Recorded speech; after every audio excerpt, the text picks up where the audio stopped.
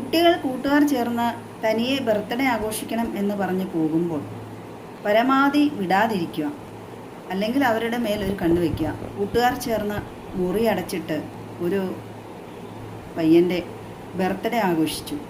അതും ക്രിമിനൽ രീതിയിലാണ്. ഇപ്പോഴത്തെ കാലത്ത് ട്രെൻഡ് എന്ന് പറയാൻ പാടില്ല, പറ്റില്ല, ഒരു സൂക്കേടെന്ന് പറയാൻ പറ്റും. ഇതിൽ ദാരുണമായ അന്ത്യമുണ്ടായി. പത്തനംതിട്ടയിലാണ്, നോർത്ത് ഇന്ത്യയിൽ സംഭവിച്ചായിരിക്കുന്നത്. ഒരുത്തൻ വീഡിയോ എടുക്കുവാണ്. 4 പേരുണ്ട്. 3 പേര് ചേർന്ന് ആ കുട്ടിയുടെ തലയിലെ പച്ചമുട്ട കൊണ്ട് ഇടിക്കുന്നു, എറിയുന്നു, പിന്നെ കുറേ മൈദയൊക്കെ എടുത്ത് തൂവാണ്. ഭയങ്കരമായി. ഇതൊക്കെ അത്തോട്ട് പോയി കൊച്ചു ശ്വാസം മുട്ടി മരിക്കും എന്നുള്ളതൊന്നും അറിയാൻ പാടില്ലായിട്ടൊന്നുമല്ല, തീരെ കൊച്ചു കുട്ടികളുമല്ല. പിന്നെ ഈ കുട്ടിക്ക് ദേഷ്യം വന്നിട്ട് ആ കുട്ടി അവരെ തള്ളി മാറ്റുകയൊക്കെ ചെയ്യേണ്ട, കാരണം സഹിക്കുന്നതിന് പരിധിയുണ്ട്. ശ്വാസമൊക്കെ മുട്ടി കാണുമായിരിക്കും ഒരു പക്ഷെ അന്നേരം.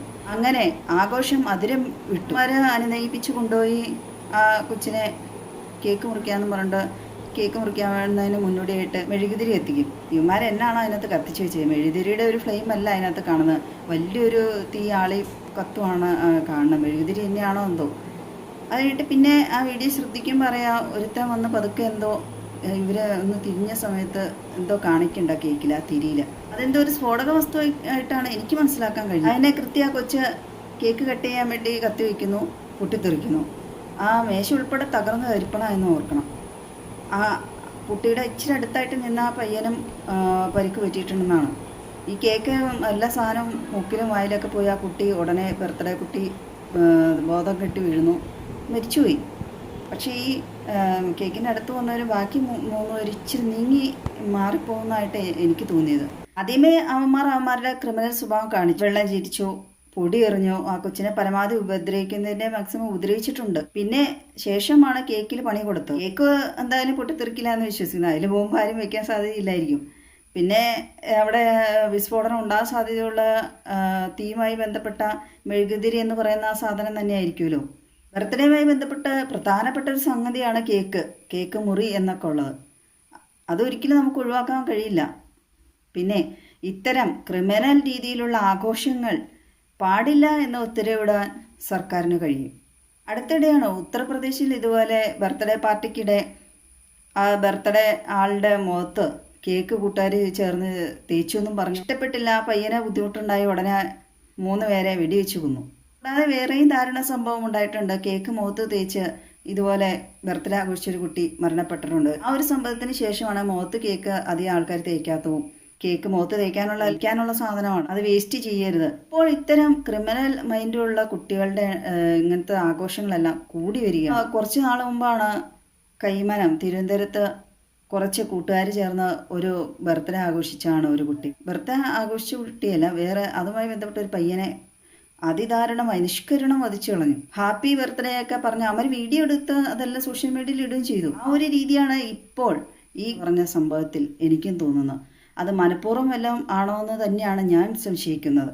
അവന്മാരെ തീർച്ചയായും വധശ്രമത്തിന് തന്നെ കേസെടുത്ത് അകത്താക്കണം. ഇനി ഒരിക്കലും ആർക്കും ഇത്തരത്തിൽ ഒരു ക്രിമിനൽ രീതിയിലുള്ള ബർത്ത്ഡേ ആഘോഷം നടത്താൻ തോന്നരുത്.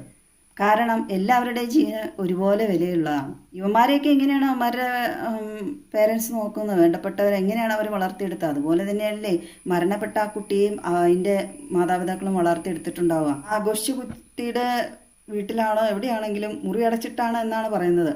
വേറെ ആരും ആ വീട്ടിൽ ഇല്ലായിരുന്നോ? ഉണ്ടായിരുന്നെങ്കിൽ എന്തുകൊണ്ട് അത് ശ്രദ്ധിച്ചില്ല?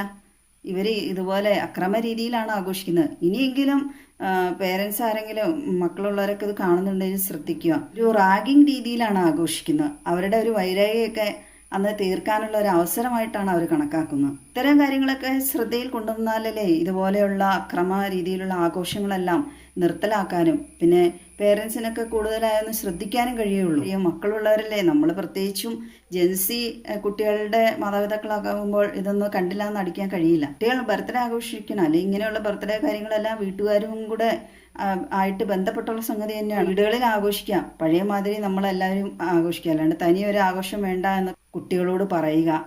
അവന്മാരെ മുറിയടച്ചിട്ട് ആഘോഷിക്കുമ്പോൾ മനഃപൂർവ്വം തന്നെയാണ് ആ കൊച്ചിനെ കൊല്ലാൻ വേണ്ടി തന്നെ ചെയ്തതെന്നാണ് ഞാൻ പറയുന്നത്. വെറും റീച്ചും ലൈക്കിനും വേണ്ടി വീഡിയോ എടുത്ത് രസിക്കാനാണെന്നൊന്നും ഞാൻ പറയില്ല. എനിക്ക് ആ വീഡിയോ കണ്ടിട്ട് അങ്ങനെ തോന്നിയില്ല കേട്ടോ. മരണപ്പെട്ട ആ കുട്ടി ഒരു കുടുംബത്തിൻ്റെ അത്താണി ആണ് എന്നൊക്കെ പറയപ്പെടും. ജന്മദിനം മരണദിനമാകേണ്ടി മരണപ്പെട്ട ആ കുട്ടിക്കും ആ കുട്ടിയുടെ കുടുംബാംഗങ്ങൾക്ക് നീതി വേണം. അതുകൊണ്ട് നല്ല രീതിയിൽ തന്നെ ഈ ഒരു സംഭവത്തിൽ അന്വേഷണം വേണമെന്ന് തന്നെയാണ് എൻ്റെ ഒരു ആവശ്യവും അഭിപ്രായവും. പിന്നെ ഇതിൽ നിന്ന് ഒരു പാഠവും കൂടെ പഠിച്ചു കിട്ടും. കേക്കിൻ്റെ മുകളിൽ തിരി ഒരു സാധനങ്ങൾ കത്തിച്ച് വെക്കാണ്ടിരിക്കുക. കൊച്ചിനെ മനഃപൂർവ്വം കൊന്നല്ല എന്ന് വരുത്തി തീർക്കാൻ വേണ്ടി മനഃപൂർവ്വം വീഡിയോയെടുത്ത പോലെയാണ് എനിക്ക് തോന്നുന്നത്. ഒരു തെളിവിന് വേണ്ടി അവരുടെ ഭാഗത്ത് തെറ്റില്ല, അവരുടെ കയ്യിൽ നിന്ന് സംഭവിച്ചല്ല എന്നൊക്കെ ആക്കി തീർക്കാൻ